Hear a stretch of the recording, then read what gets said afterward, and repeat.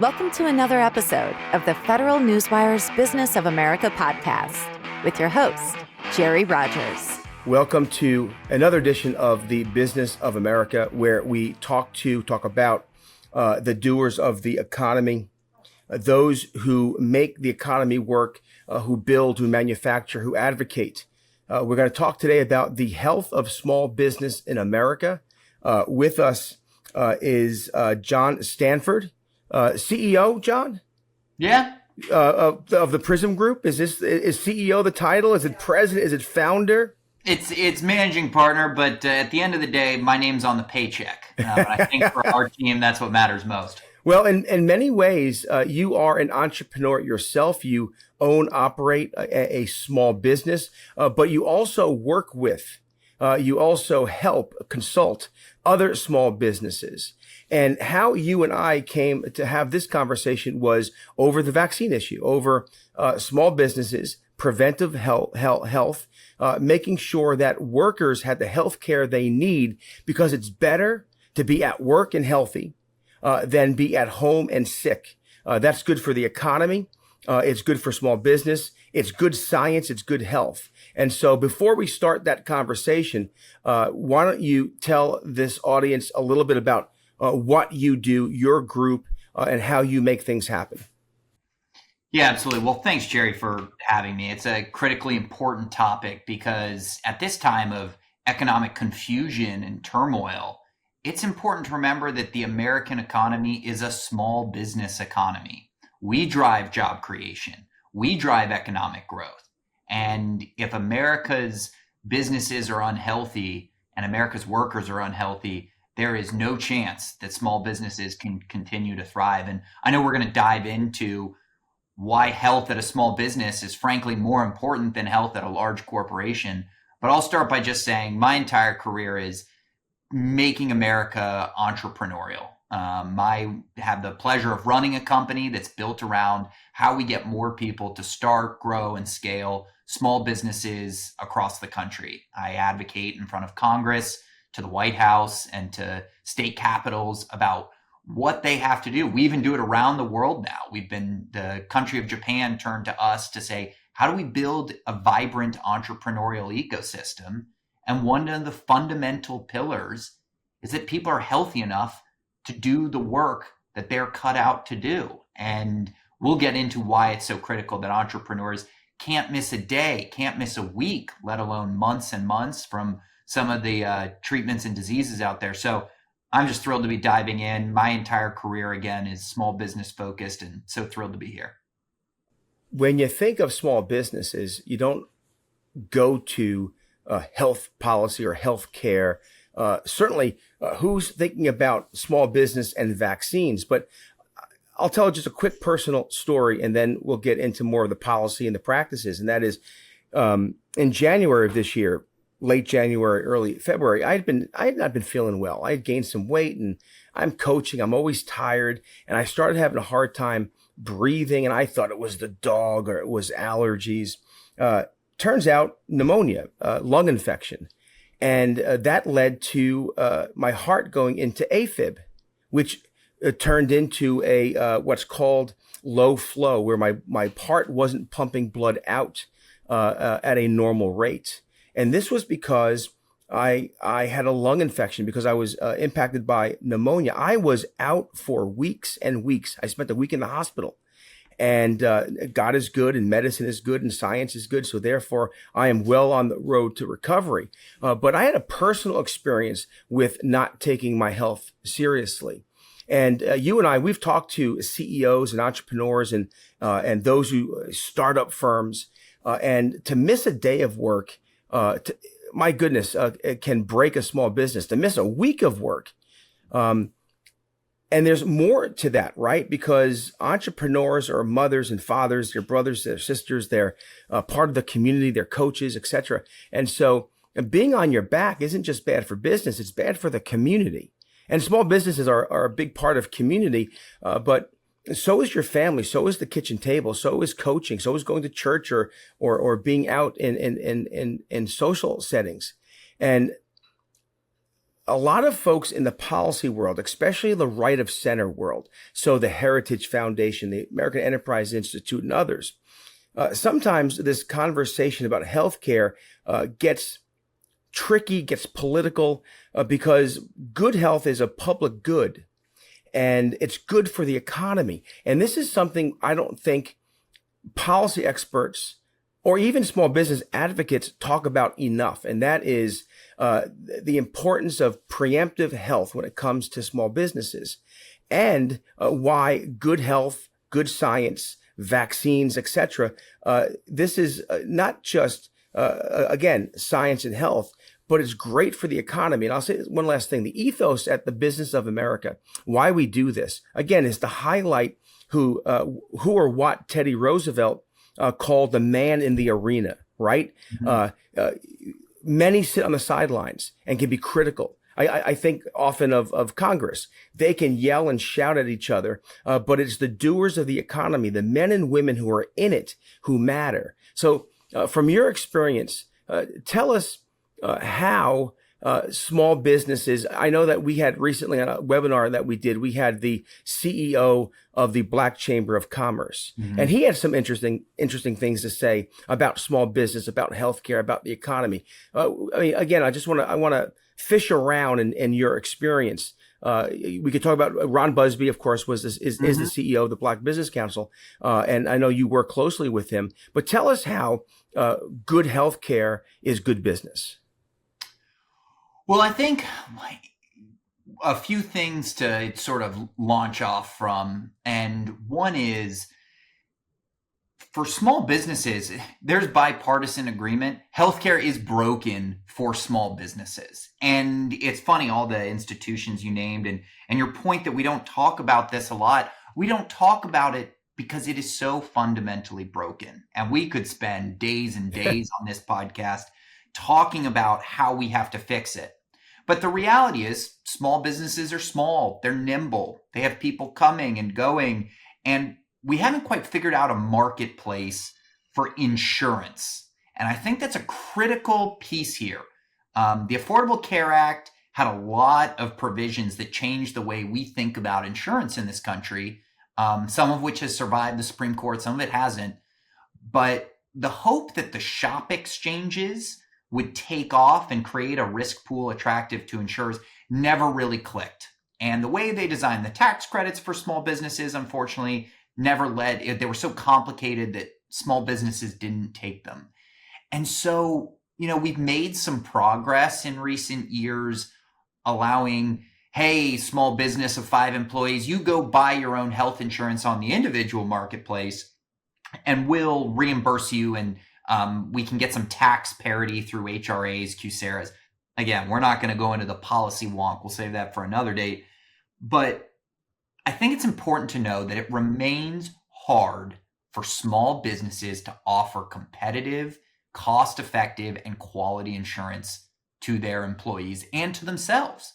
Because let's remember that of the 30 plus million small businesses out there, 23 million of them are one-person small businesses. Yep, that's right. And so, and we're going to spend a lot of time talking about that, because the smaller you are, the more critical it is that everyone show up to work and show up. Yeah.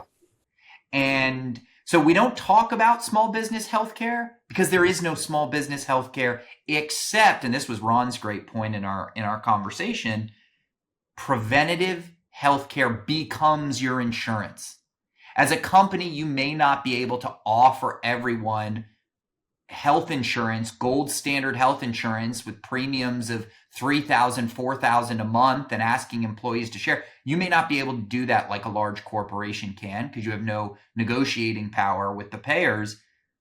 So instead, all that's left to you is what's preventative. And that's why you do see people go as a team. Let's all go get our flu shots, because as a 10-person creative design studio in LA, you can't afford for the flu to come through. You can't afford for 6 of the team members to get sick.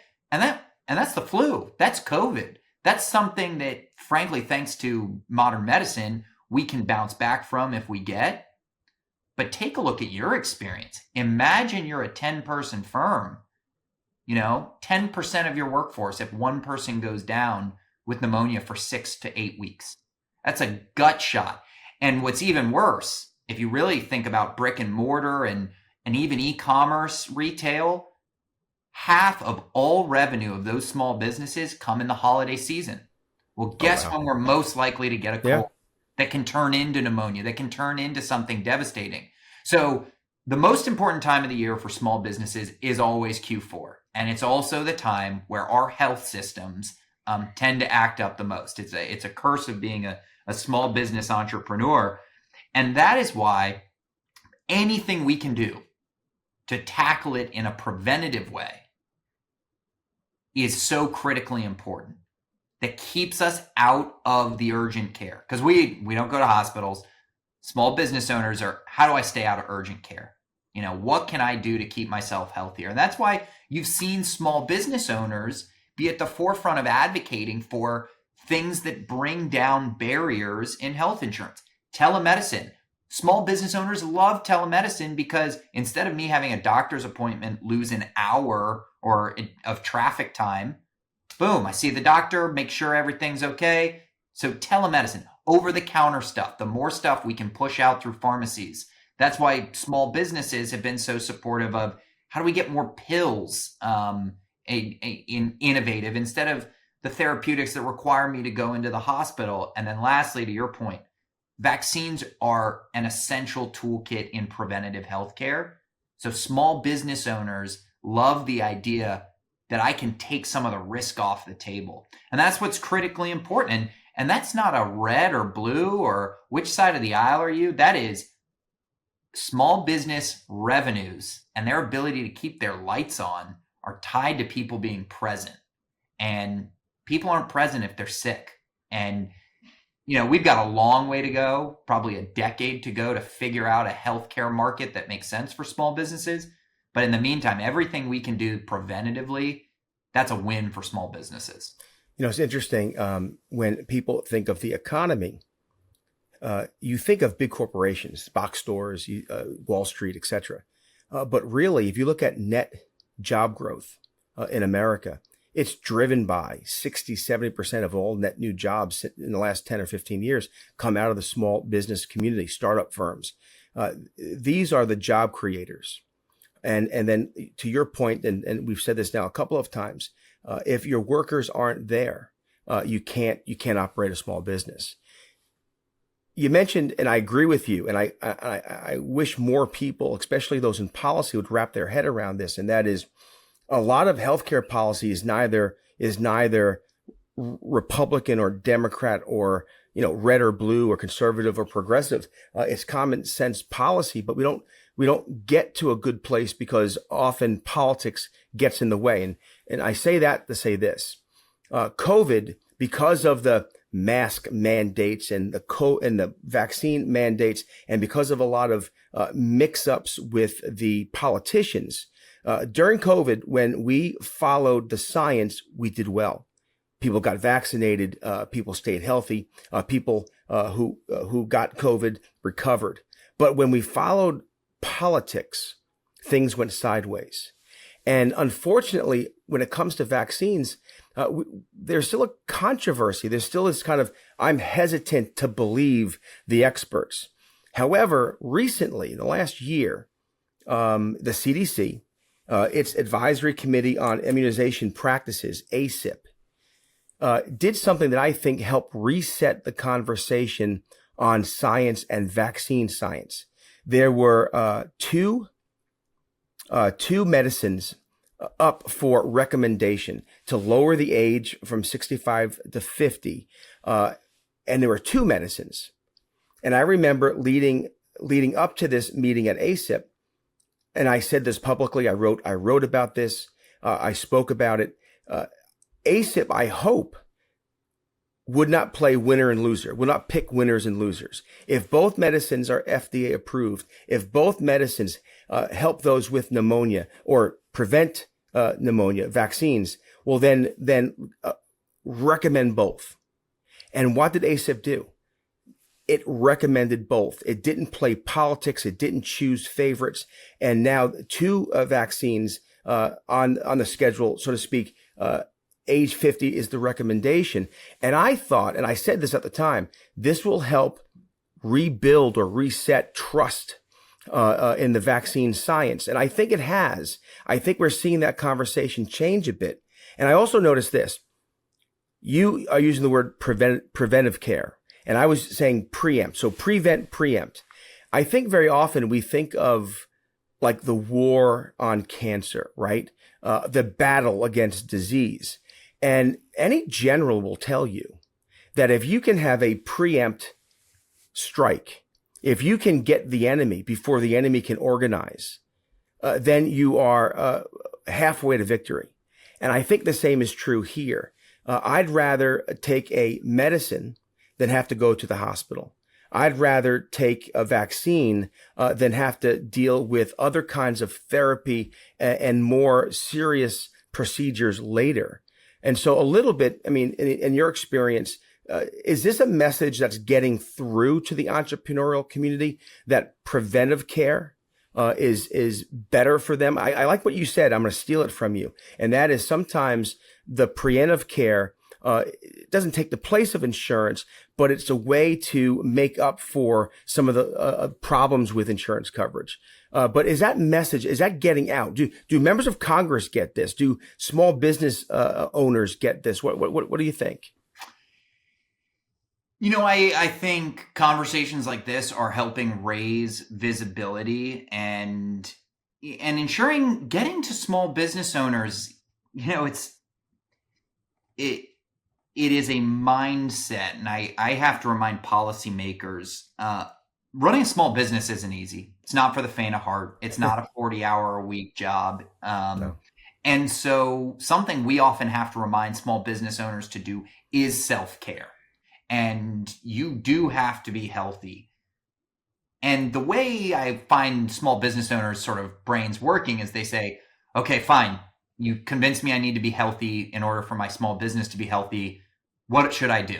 And that's where things like ASIP schedule or others, that's when it becomes, okay, if I do this, and this, I've decreased my risk, this, okay, good. I can go back and focus on my passion, because no one is running a small business that they are not passionate about.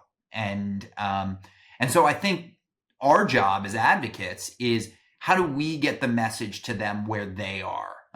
Where their trusted consumers are. And we learned a lot through COVID about communicating around healthcare. And I'm not sure we got it right all of the time. In fact, I know we didn't, but we at least learned so much about the right way to message trust and message, hey, this is an opportunity for you. You know, you talk about and I am no vaccine expert, but you talk about the expansion down to 50 with regards to pneumonia.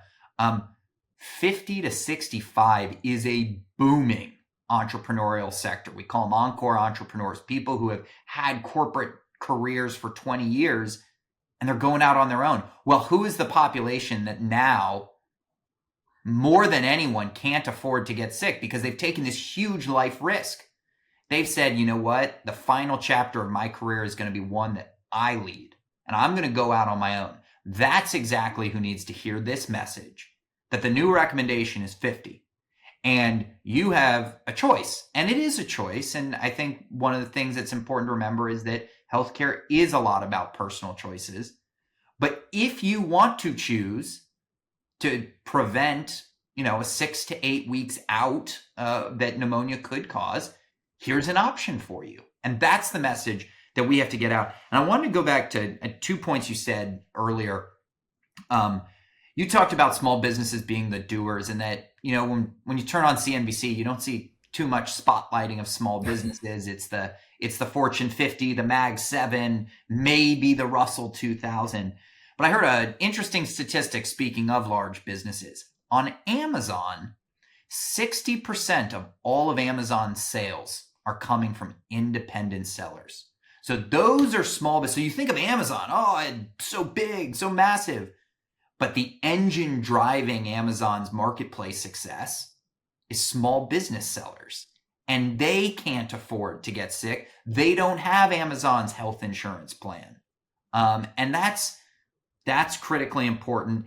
And the other thing then you plugged it in. I actually went around an Amazon facility recently, and I was struck by the redundancies that are in place.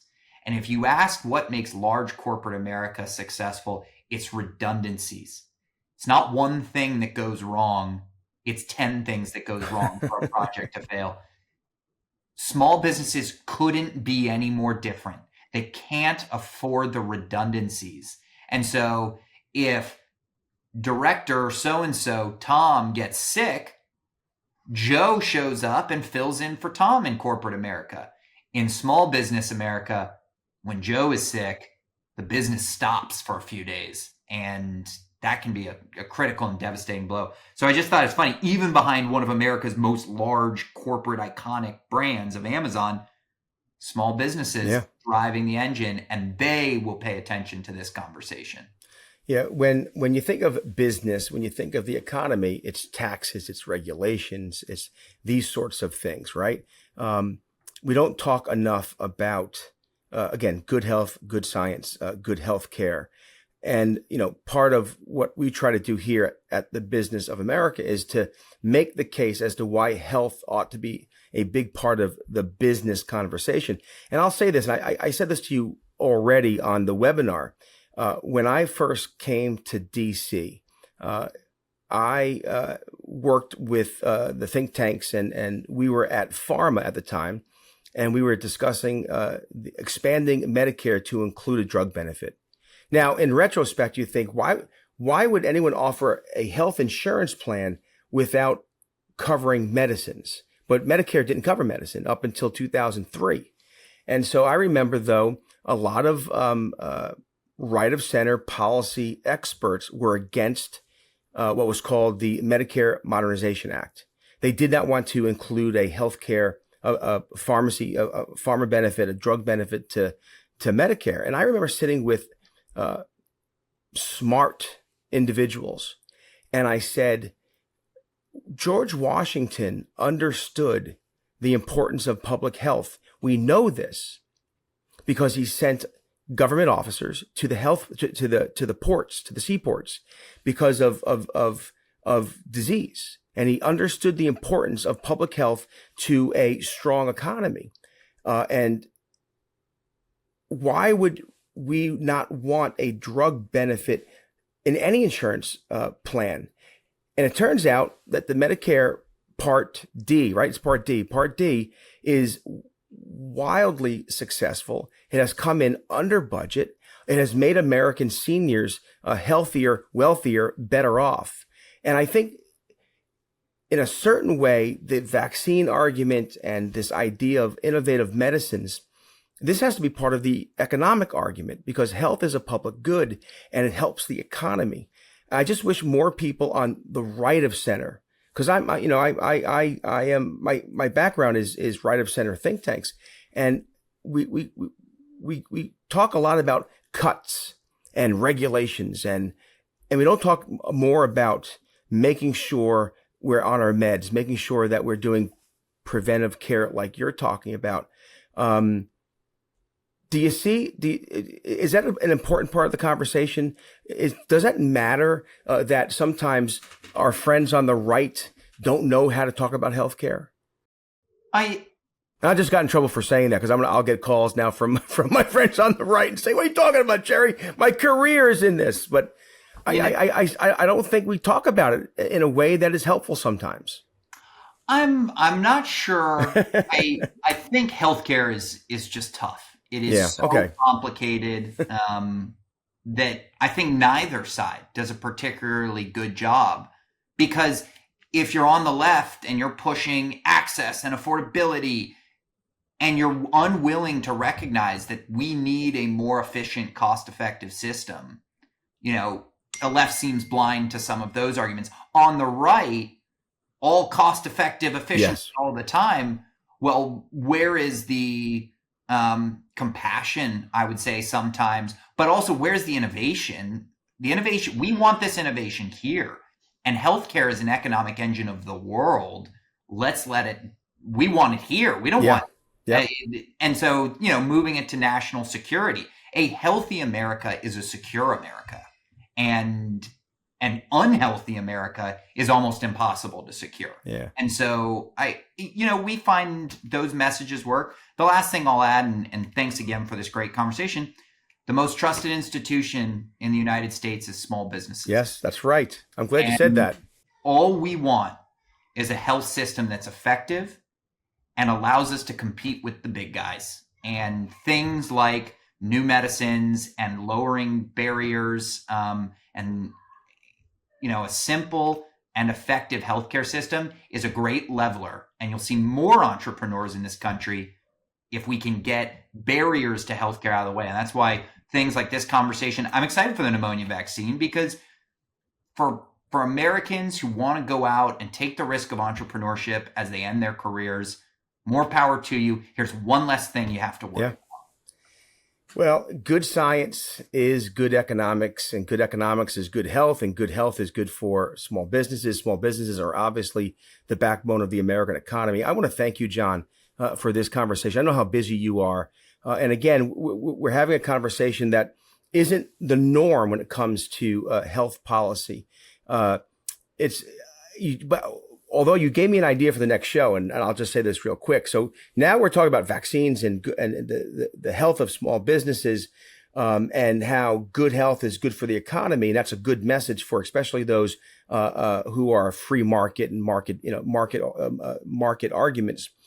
We should have a conversation moving forward. Maybe it's you and I, maybe it's someone else, on how good health is good for national security. You raised that today, and that's an excellent point and something that we're going to follow up on. So real quick, how do folks find out more about the Prism Group and the work that you're doing?